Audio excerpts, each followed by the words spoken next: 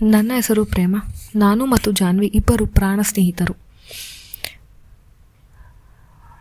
ಬಾಲ್ಯದಿಂದಲೂ ಇಬ್ಬರು ಒಟ್ಟಿಗೆ ಇದ್ದೇವೆ. ಒಂದೇ ಸ್ಕೂಲು, ಒಂದೇ ಕಾಲೇಜು. ಆದರೆ ನಮ್ಮ ಮನೆ ಸ್ವಲ್ಪ ದೂರವಿದೆ. ಮನೆ ದೂರವಿದ್ದರೂ ನಮ್ಮ ಮನಸ್ಸು ಒಂದೇ ಕಡೆ ಇದೆ.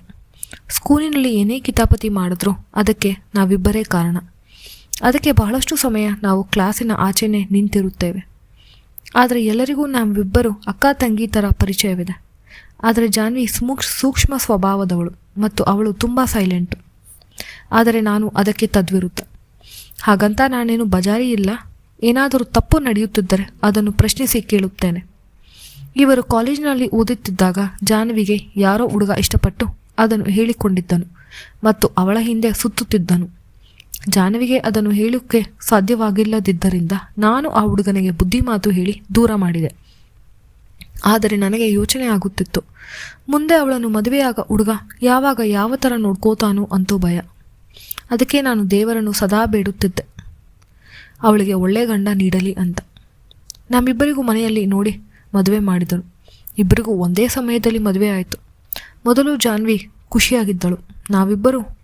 ನಮ್ಮಿಬ್ಬರ ಗಂಡಂದಿರು ಮಾಡುವ ಚೇಷ್ಟೆಯನ್ನು ಮಾತಾಡಿಕೊಂಡು ಖುಷಿ ಪಡುತ್ತಿದ್ದೆವು. ನಾನು ದೇವರಲ್ಲಿ ಸದಾ 1000 ನಮಸ್ಕಾರ ಹಾಕಿದೆ. ಹೇಗೋ ಅವಳನ್ನು ನೋಡಿಕೊಳ್ಳಲು ಹುಡುಗ ಒಳ್ಳೆಯವನು ಸಿಕ್ಕಿದ್ದಾನೆ. ನಾನು ಅವಳ ಗಂಡನ ಜೊತೆ ಮಾತನಾಡಿದ್ದೇನೆ. ಸಭ್ಯಸ್ಥ, ಚೆನ್ನಾಗಿ ಮಾತಾಡ್ತಾರೆ. ಅವಳನ್ನು ಪ್ರೀತಿಯಿಂದ ಜಾನು ಅಂತ ಕರೆದು ಅವಳಿಗೆ ಸುರಕ್ಷತೆ ಮತ್ತು ಪ್ರೀತಿಯನ್ನು ನೀಡುತ್ತಿದ್ದಾನೆ. ನಮ್ಮ ಜಾನ್ವಿಗೆ ಇಬ್ಬರು ನಾದಿನಿಯರು ಇದ್ದರು. ಅವರು ಸ್ವಲ್ಪ ಮಾತು ಜಾಸ್ತಿ ಮಾತಾಡ್ತಾರೆ ಮತ್ತು ಇದರಿಂದ ಜಾನ್ವಿಗೆ ತೊಂದರೆ ಆಗುತ್ತದೆ. ಆದರೆ ಜಾನ್ವಿ ಏನೂ ಹೇಳ್ತಾ ಇಲ್ಲ, ಯಾಕಂದರೆ ಅದು ಅವಳ ಸ್ವಭಾವ. ನಾನು ನೋಡೋಷ್ಟು ನೋಡಿದೆ. ಆದರೆ ಜಾನ್ವಿ ಗಂಡನ ಹತ್ತಿರ ಈ ವಿಷಯವನ್ನು ಹೇಳಿದ ಆತರ ನಾನು ವಿಚಾರಿಸ್ತೀನಿ ಅನ್ನೋ ಭರವಸೆ ನೀಡಿ ನಂತರ ತನ್ನ ತಂಗಿಯರಿಗೆ ಬುದ್ಧಿ ಮಾತು ಹೇಳಿ ಅವಳಿಗೆ ಸಮಾಧಾನ ನೀಡಿದ. ನಾನು ಅವಳ ಗಂಡನಿಗೆ ಧನ್ಯವಾದಗಳು. ಆದರೆ ಅವರಿಬ್ಬರು ಮಗುವಿಗಾಗಿ ಪ್ರಯತ್ನ ಪಡುತ್ತಿದ್ದರು ಎಂದು ನನಗೆ ತಿಳಿದಿತ್ತು. ಆದರೆ 3 ವರ್ಷವಾದರೂ ಅವರಿಗೆ ಮಕ್ಕಳು ಆಗಲಿಲ್ಲ. ಅವರು ಬಹಳಷ್ಟು ಡಾಕ್ಟರ್ ಹತ್ರ ಓಡಾಡಿದ್ರು.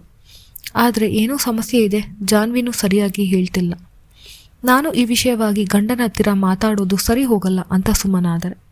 ಆದರೆ ಬೇರೆ ವಿಧಿ ಇಲ್ಲದೆ ನಾನು ಅವಳ ಗಂಡನ ಹತ್ತಿರ ಮಾತನಾಡಿದೆ. ಅದಕ್ಕೆ ಅವರು ಹೇಳಿದರು, ನಮ್ಮಿಬ್ಬರ ಮಧ್ಯೆ ಅಂಥ ಸಮಸ್ಯೆ ಏನೂ ಇಲ್ಲ. ಆದರೆ ನಾವು ಸೇರುವುದು ಬಹಳ ಕಡಿಮೆಯಾಗಿದೆ ಮತ್ತು ಇದರಿಂದ ನಮ್ಮಿಬ್ಬರ ಮಧ್ಯೆ ಬಿರುಕಾಗುತ್ತಿದೆ. ನಾನು ಜಾನ್ವಿಯನ್ನು ಕೇಳಿದೆ. ಅವರು ನೋವುಂಟು ಮಾಡುತ್ತಾರೆ, ಅದಕ್ಕೆ ನನಗೆ ಇಷ್ಟವಾಗುತ್ತಿಲ್ಲ. ಆದರೆ ಮಗುವಿಗಂತ ಗಂಡ ಹೆಂಡತಿಯ ಸಂಬಂಧ ಚೆನ್ನಾಗಿರಬೇಕು. ಅದೇ ಇಲ್ಲಿ ಚೆನ್ನಾಗಿಲ್ಲ. ಬೇಸರದಿಂದ ಮಾತನಾಡಿದರು. ಹುಡುಗ ಒಳ್ಳೆಯವನೇ, ಆದರೆ ಜಾನ್ವಿ ಇನ್ನೂ ಒಳ್ಳೆಯವಳೆ. ಆದರೆ ಇಬ್ಬರ ಮಧ್ಯೆ ವಿಧಿ ಆಟ ಆಡ್ತಾ ಇದೆ. ಒಂದು ದಿನ ಜಾನ್ವಿಯ ಗಂಡ ಫೋನ್ ಮಾಡಿ ನನಗೆ ನಾಳೆ ತಕ್ಷಣ ನಿಮ್ಮನ್ನು ಭೇಟಿಯಾಗಬೇಕೆಂದು ಹತ್ತಿರದಲ್ಲಿರುವ ಕೆಫೆ ಶಾಪಿಗೆ ಕರೆಸಿಕೊಂಡರು. ತಲೆ ಮೇಲೆ ಕೈ ಇಟ್ಟುಕೊಂಡು ಕುಳಿತುಕೊಂಡರು. ನೋಡಿ, ನನಗೆ ಇನ್ನು ಜಾನ್ವಿಯನ್ನು ಸಹಿಸಿಕೊಳ್ಳೋಕ್ಕೆ ಆಗಲ್ಲ. ಅವಳು ಯಾವ ರೀತಿ ಏನು ನನ್ನ ಹತ್ತಿರ ಸಹಕರಿಸುತ್ತಿಲ್ಲ. ನಾನೇನು ಮಾಡಲಿ? ನಾನು ಇಷ್ಟು ವರ್ಷ ಕಾಯ್ದಿದ್ದೇನೆ, ಆದರೆ ಎಷ್ಟು ದಿನವೆಂದು ನಾನು ಕಾಯಲಿ? ನಾನು ಅವರನ್ನು ಸಮಾಧಾನ ಪಡಿಸಿದೆ, ಆದರೆ ಜಾನ್ವಿ ಕೇಳೋ ಪರಿಸ್ಥಿತಿಯಲ್ಲಿ ಇಲ್ಲ. ನಾನು ರಾತ್ರಿಯೆಲ್ಲ ಯೋಚಿಸತೊಡಗಿದೆ, ಹೇಗೆ ಇವರಿಬ್ಬರನ್ನು ಸರಿ ಮಾಡೋದು ಅಂತ. ನನಗೆ ಜಾನ್ವಿ ಪ್ರಾಣ ಸ್ನೇಹಿತೆ. ಅವಳ ಜೀವನ ಹಾಳಾಗೋದು ಇಷ್ಟ ಇಲ್ಲ. ಇದು ನಾನು ಜಾನ್ವಿಯ ಗಂಡನನ್ನು ಫೋನ್ ಮಾಡಿ ನನ್ನ ಮನೆಗೆ ಕರೆಸಿಕೊಂಡು ಅವರ ಹತ್ರ ಮಾತನಾಡಿದೆ. ನಿಮಗೆ ನಿಜವಾದ ತೊಂದರೆ ಏನು ಅಂತ ಕೇಳಿದೆ. ಅದಕ್ಕೆ ಅವರು ಹೇಳಿದರು, ಗಂಡ ಹೆಂಡತಿ ಹಾಗೆ ಇಬ್ಬರು ಸರಿಯಿಲ್ಲ. ಇಬ್ಬರು ಸರಿಯಾಗಿದ್ದರೆ ನಂತರ ಎಲ್ಲವೂ ಸರಿ ಹೋಗುತ್ತದೆ. ನಾನು ಅವರಿಗೆ ಸಂಕೋಚವಾಗಿ ಹೇಳಿದೆ, ನೀವು ನೋವುಂಟು ಮಾಡುತ್ತಿದ್ದೀರಾ, ಅದಕ್ಕೆ ಅವಳು ದೂರ ಸರಿಯುತ್ತಿದ್ದಾಳೆ.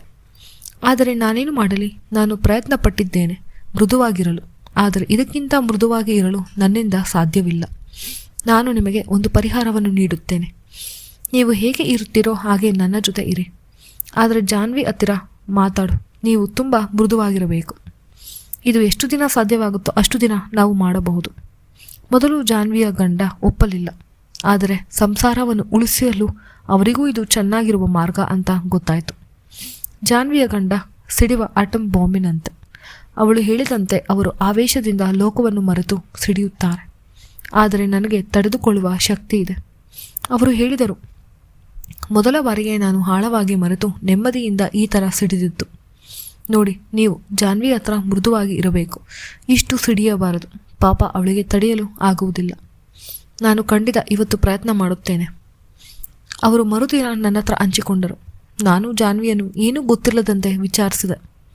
ಅವಳು ಖುಷಿಯಿಂದ ಮಾತನಾಡಿದಳು. ನನಗೆ ಸಮಾಧಾನವಾಯಿತು. ಆದರೆ ಅವಳ ಗಂಡನಿಗೆ ದಿನ ಅಟಮ್ ಬಾಂಬ್ನಂತೆ ಸಿಡಿಯುವ ಆಸೆ. ಯಾಕಂದರೆ ಅವರಿಗೆ 3 ವರ್ಷದಿಂದ ಸಿಡಿಯುವ ಅವಕಾಶ ಸಿಕ್ಕಿರಲಿಲ್ಲ. ಅವರು ಎಷ್ಟು ಸಾಧ್ಯನೋ ಅಷ್ಟು ಸಿಡಿದರು ಮತ್ತು ಜಾನ್ವಿ ಹತ್ರ ಮೃದುವಾದರು. ಅವರು 1 ತಿಂಗಳಿಗೆ ಜಾನ್ವಿಗೆ ಖುಷಿಯನ್ನು ನೀಡಿದರು, ಜೊತೆಗೆ ಇಡೀ ಸಂಸಾರಕ್ಕೆ ಆನಂದವನ್ನು ನೀಡಿದರು. ಜಾನ್ವಿ ಇದು ಹೇಗೆ ಸಾಧ್ಯವಾಯಿತು ಎಂದು ನನ್ನನ್ನು ಅಪ್ಪಿಕೊಂಡಳು. ನಾನು ಮನಸ್ಸಿನಲ್ಲಿ ಇದು ಸಾಧ್ಯವಾಗಿದ್ದು ನನ್ನಿಂದ, ಆದರೆ ನೀನು ಖುಷಿಯಾಗಿದ್ದೆ ಅಲ್ವಾ, ಅಷ್ಟು ಸಾಕು ನನಗೆ. ಜಾನ್ವಿಯ ಗಂಡ ಡಾಕ್ಟರ್ ಎಲ್ಲ ಒಳ್ಳೆಯದಾಗುತ್ತೆ ಅಂತ ಹೇಳಿದ್ದಾರೆ. ಇನ್ನು 9 ತಿಂಗಳು ನಾವು ಹುಷಾರಾಗಿರಬೇಕು ಅಷ್ಟೆ. ಜಾನ್ವಿಯ ಗಂಡನಿಗೆ ಖುಷಿಯ ಖುಷಿ. ಅವರಿಗೆ 2 ಅವಕಾಶ ಸಿಗುತ್ತದೆ. ಯಾರು ಅದನ್ನು ಬಿಡುತ್ತಾರೆ? ನನಗೆ ಇಷ್ಟವಿಲ್ಲದಿದ್ದರೂ ಸ್ನೇಹಿತೆಗಾಗಿ ಈ ತ್ಯಾಗವನ್ನು ಒಪ್ಪಿಕೊಂಡಿದ್ದೇನೆ. ನನ್ನ ಸಂಸಾರಕ್ಕೆ ಏನಾಗುತ್ತೋ ಅನ್ನೋ ಭಯವಿದೆ, ಆದರೆ ನಾನು ಇಂಥ ತ್ಯಾಗವನ್ನು ಒಪ್ಪಿಕೊಂಡಿದ್ದೇನೆ. ಇದರಿಂದ ಎಲ್ಲರಿಗೂ ಒಳ್ಳೆಯದಾದರೆ ಅಷ್ಟೇ ಸಾಕು ನನಗೆ. ಈ ಕಥೆ ನಿಮಗೆ ಇಷ್ಟವಾದರೆ ದಯವಿಟ್ಟು ವಿಡಿಯೋಗೆ ಲೈಕ್ ಮಾಡಿ ಮತ್ತು ಚಾನಲನ್ನು ಸಬ್ಸ್ಕ್ರೈಬ್ ಮಾಡಿ. ಧನ್ಯವಾದಗಳು.